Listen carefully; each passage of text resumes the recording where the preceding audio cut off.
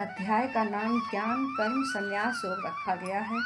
यहाँ ज्ञान शब्द परमार्थ ज्ञान अर्थात तत्व ज्ञान का, कर्म शब्द कर्मयोग अर्थात कर्म मार्ग का और संन्यास शब्द सांख्य योग अर्थात ज्ञान मार्ग का वाचक है।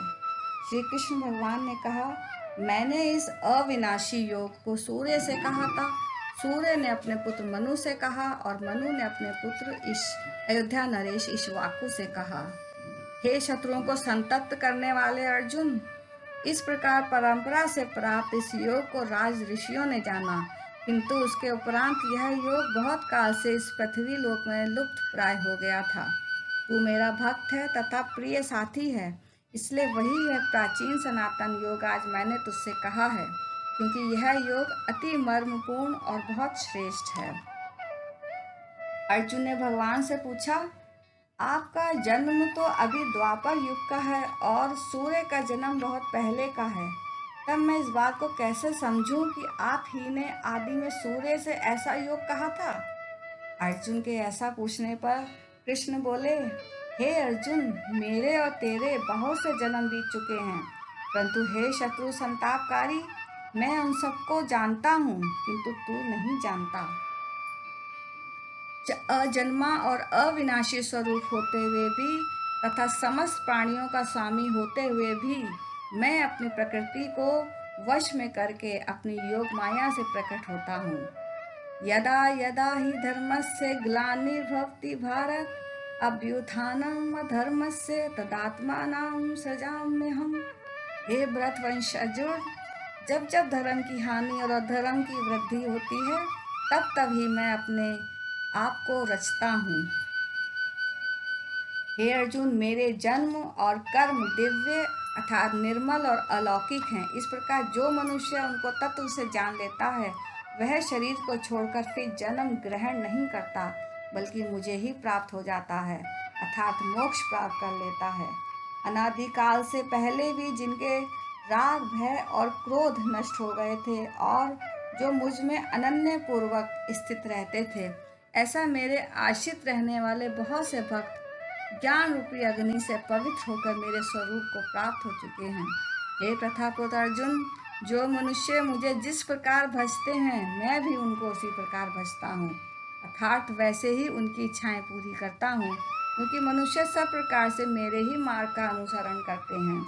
इस संसार में कर्मों के फल को अर्थात कर्मों की सफलता को चाहने वाले व्यक्ति देवताओं का पूजन किया करते हैं, क्योंकि इस मनुष्य लोक में उन्हें कर्मों से उत्पन्न होने वाली सिद्धि सफलता शीघ्र ही मिल जाती है। ब्राह्मण क्षत्रिय वैश्य शूद्र रूपी 4 वर्णों का समवाय गुणों और कर्मों के विभाग द्वारा मेरे द्वारा रचा गया है। उस सृष्टि रचनादि कर्म का कर्ता होने पर भी मुझे अविनाशी को तू वास्तव में अकर्ता ही जान। कर्मों के फल में मेरी इच्छा नहीं होती है, इसलिए मुझे कर्म लिप्त नहीं करते अर्थात मैं कर्म बंधन में नहीं फंसता। इस प्रकार जो मुझे तत्व से जान लेता है, वह भी कर्मों में नहीं बंधता। पहले होने वाले मोक्ष की इच्छा करने वाले पुरुषों से भी इस प्रकार यही जानकर ही कर्तव्य कर्म किए गए हैं, इसलिए तू भी पूर्वजों द्वारा सदा से किए जाने वाले कर्मों को ही कर। कर्म क्या है और अकर्म क्या है, इस प्रकार इसका निर्णय करने में शास्त्रों के जानने वाले बुद्धिमान पुरुष भी भ्रमित हो जाते हैं। इसलिए उस कर्म तत्व को मैं तुझे भली भांति समझाऊंगा, जिसे जानकर तू कर्म बंधन से छूट जाएगा। कर्म का स्वरूप जानना चाहिए और विकर्म का स्वरूप भी जानना चाहिए तथा अकर्म का स्वरूप भी जानना चाहिए, क्योंकि कर्म का विषय अति गंभीर है। अर्जुन ने कहा, इसमें ऐसी क्या कठिन समस्या है, क्योंकि हर कोई जानता है कि हाथ पांव हिलाना कर्म है और कुछ ना करना, शांत बैठे रहना अकर्म है। इसके उत्तर में भगवान कहते हैं, कर्म तो इंद्रिया आदियों द्वारा ही किया जाता है, किंतु जीवात्मा अज्ञानता के कारण स्वयं को उसका कर्ता मान लेता है। बुद्धिमान मनुष्य इस धोखे में नहीं आते। वे इंद्रिय आदि को जिन्हें कर्म नहीं करने वाला माना जाता है, कर्म करने वाला समझते हैं, यानी वे अकर्म में कर्म देखते हैं। इसी प्रकार वे आत्मा को जिसे कर्म करने वाला माना जाता है, कर्म नहीं करने वाला समझते हैं, यानी वे कर्म में अकर्म देखते हैं। ठीक उसी प्रकार जैसे चलती नाव में बैठा कोई व्यक्ति तट पर खड़े वृक्षों को चलता हुआ देखता है और अपनी चलती ही नाव को खड़ी हुई देखता है, यात्रा समाप्त कर लेने पर उसे यथार्थ ज्ञान होता है कि चलते दिखाई पड़ने वाले वृक्ष वस्तुतः वहीं के वहीं खड़े हुए थे, अर्थात वह अब कर्म में अकर्म देखने लगता है और एक जगह खड़ी दिखाई देने वाली नौका वास्तव में अब तक चलती ही आ रही थी, अर्थात वह अब अकर्म में कर्म देखने लगता है।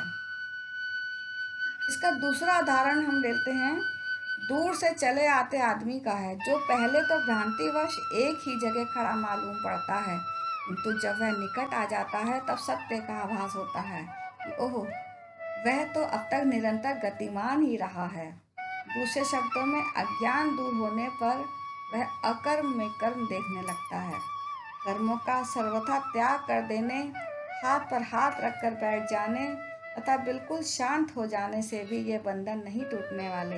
इनको तोड़ना है तो अहंकार को जड़ से उखाड़ फेंकना होगा, क्योंकि बंधनों का कारण तो अहंकार है।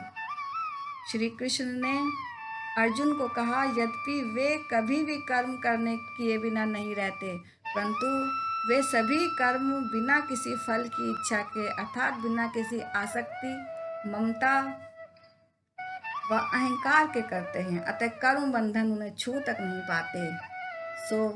जो मनुष्य यज्ञ, दान, तप, सेवा आदि शास्त्र सम्मत कर्मों को अहंकार शून्य होकर करते हैं, वे अपने कर्म को उसके बंधन रूपी फल से वर्जित हो जाने के कारण मानो कर्महीन अर्थात अकर्म बना देते हैं।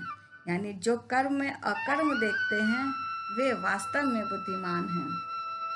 अहंकार अर्थात मैं, मुझको, मुझसे, मेरापन आदि का भाव अहम भाव अथवा खुदी के बीच में हटा दिए जाने पर यह जीव ईश्वर में मिलकर ईश्वर ही हो जाता है। इसी विचार को एक उर्दू कवि ने कितने सुंदर ढंग से प्रस्तुत किया है। खुद को खुदी से अगर जुदा कर दिया, खुदा की कसम खुद खुदा हो गया। एक बुद्धिमान ही अहंकार की इस वास्तविकता को समझता है, जिसके संपूर्ण कर्म बिना इच्छा, कामना और योजना के होते हैं तथा जिसके समस्त कर्म ज्ञान रूपी अग्नि के द्वारा भस्म हो गए हैं, उस महापुरुष को ज्ञानी जन भी पंडित कहते हैं। जो पुरुष समस्त कर्मों में तथा उनके फलों में आसक्ति को छोड़कर सदा आत्मा में अर्थात परम आनंद परमात्मा में ही संतुष्ट है और सांसारिक आश्रयों से पूर्णतः मुक्त हो गया है, वह कर्मों में भली भांति व्यस्त रहता हुआ भी कुछ भी नहीं करता है। अंतःकरण और शरीर में वश करने वाला तथा संपूर्ण भोगों की सामग्री का परित्याग करने वाला आशा रहित मनुष्य केवल शरीर संबंधी कर्म ही करता हुआ आपको प्राप्त नहीं होता है। बिना इच्छा किए हुए अपने आप ही प्राप्त हुए पदार्थ में संतुष्ट रहने वाले, हर्ष, शोक आदि द्वंद्वों से ऊपर उठे हुए, ईर्ष्या से सर्वथा शून्य और सफलता तथा असफलता में एक जैसा ही रहने वालों का कभी कर्म बंधन में नहीं बनता। अन्य योगी जन देवताओं के पूजन रूप यज्ञ का भली भांति अनुष्ठान क्या करते हैं और दूसरे योगी जन पर ब्रह्म परमात्मा रूप अग्नि में यज्ञ के द्वारा ही यज्ञ का हवन क्या करते हैं।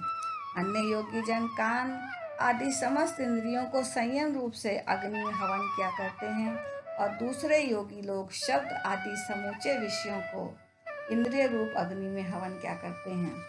दूसरे अध्याय में कहा गया है कि इंद्रियां बड़ी बलवती होती हैं, वे जबरदस्ती साधक के मन को डिगा देती हैं, इसलिए सारी इंद्रियों को अपने वश में कर लेना, उनकी स्वतंत्रता को मिटा देना, उनमें मन को विचलित करने की शक्ति न रहने देना और उन्हें सांसारिक भोगों में प्रवृत्त न होने देना ही इंद्रियों को संयम रूपी अग्नि में हवन करना है। पर ब्रह्म परमात्मा के अतिरिक्त अन्य किसी का भी चिंतन न करना ही इंद्रियों एवं प्राणों के समग्र क्रियाओं का हवन करना है।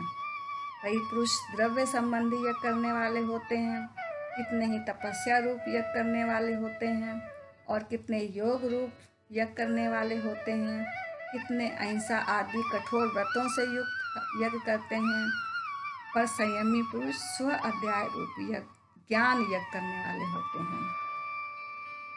अन्य योगी जन अपान वायु में अर्थात भीतर से बाहर निकलने वाली वायु, प्राण वायु को अर्थात बाहर से भीतर आने वाली वायु का हवन करते हैं तथा कई प्राण वायु में अपान वायु का हवन क्या करते हैं। अन्य कितने ही प्राण और अपान की गतियों को रोककर जीवन मूल शक्ति प्राण को नियंत्रित करने का निरंतर अभ्यास करते हैं और दूसरे नियमित आहार वाले योगी जन प्राण वायु की क्रियाओं को प्राणों में ही विलीन क्या करते हैं। हे शत्रुओं के संतापकारी अर्जुन, सांसारिक वस्तुओं से सिद्ध होने वाले यज्ञ की अपेक्षा ज्ञान रूपी यज्ञ श्रेष्ठ है। यदि तू विश्व भर के सारे पापियों में सबसे बड़ा पापी भी है तो भी तत्व ज्ञान रूप नौका द्वारा तू निसंदेह संपूर्ण पापों को भली भांति लांघ जाएगा। हे अर्जुन, जैसे प्रज्वलित अग्नि ईंधन को भस्म में कर राख बना देता है, वैसे ही तत्व ज्ञान रूप अग्नि संपूर्ण कर्मों को भस्म कर देता है। इस संसार में ज्ञान के समान पवित्र करने वाला निसंदेह कुछ भी नहीं है। उपयुक्त समय के उपरांत कर्म योग में पूर्ण सिद्ध पुरुष उस ज्ञान को अपने आप ही अपने भीतर हृदय में पा लेता है। अर्थात कर्म योग में भली भांति सिद्ध हुए किसी पुरुष का पुरुषार्थ जब अपनी सीमा तक पहुंच जाता है, तब परमेश्वर के अनुग्रह से उसके परम शुद्ध अंतःकरण में अपने आप ही इस तत्व ज्ञान का प्रकाश हो जाता है। श्रद्धा युक्त, साधन परायण और जितेंद्रिय मनुष्य इस तत्व ज्ञान को प्राप्त करता है। तत्व ज्ञान को प्राप्त करके वह बिना विलंब के तत्काल ही परम शांति को प्राप्त हो जाता है। ईश्वर संबंधी विषयों को ना जानने वाला अथवा विवेकहीन और श्रद्धा शून्य तथा संशय युक्त पुरुष को विनाश को प्राप्त हो जाता है। उनमें भी संशय युक्त पुरुष के लिए तो यह ना तो लोक है ना ही परलोक, अर्थात दोनों ही लोग उसके लिए भ्रष्ट हैं, क्योंकि वह दोनों ही का सदुपयोग नहीं कर सकता और उसके लिए कोई भी सुख नहीं है। हे अर्जुन, कर्म योग द्वारा समस्त कर्मों का परमात्मा में अर्पण कर देने वाले ज्ञान द्वारा अपने सकल संशयों का नाश कर देने वाले तथा आत्म स्थित पुरुष को कर्म नहीं बांधते। ऐसे पुरुषों को कर्मों के नहीं बंधने का कारण यह है कि ऐसे पुरुष के कर्म ममता, आसक्ति और कामना से सर्वथा रहित होते हैं, अतः उनमें बंधन करने की शक्ति नहीं रहती। इसलिए हे भरतवर्षी अर्जुन, तू अज्ञान से उत्पन्न हृदय में स्थित अपने इस संशय को विवेक ज्ञान रूप तलवार से काट करके सम तत्व रूप कर्म योग की शरण में आ जा और फिर युद्ध के लिए खड़ा हो जा। श्री कृष्ण और अर्जुन के संवाद में ज्ञान कर्म संन्यास योग नामक चौथा अध्याय यहाँ समाप्त होता है।